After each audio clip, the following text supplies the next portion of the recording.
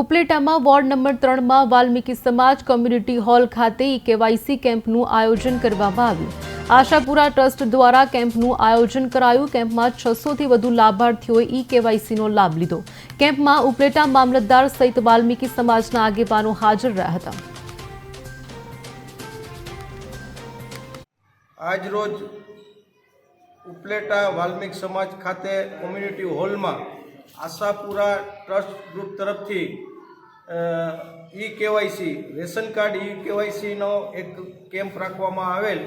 એ કેમ્પની અંદર અંદાજે 600થી વધારે માણસોએ પોતાના રેશન કાર્ડનું કેવાયસી કરાવેલું અને આ કેમ્પનું આખું આયોજન આશાપુરા ગ્રુપના પ્રણેતા હરપાલસિંહ અને ચંદ્રપાલસિંહ દ્વારા આયોજન કરવામાં આવેલ।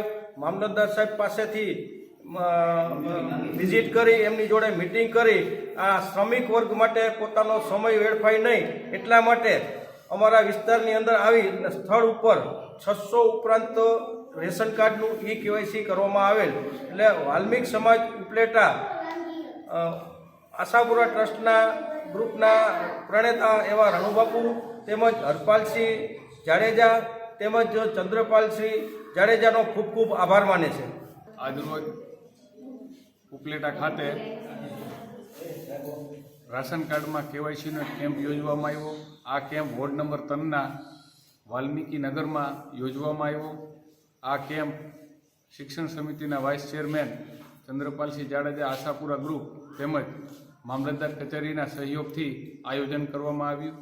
આ કેમ્પની અંદર અંદાજિત 600 જેટલા લાભાર્થીઓએ કેવાયસીનો ઘર બેઠા ઘર આંગણે લાભ લીધો અને બધાને પણ ખૂબ આનંદ થયો કે અમારા આ વિસ્તારમાં આવું કેમ્પનું આયોજન કર્યું।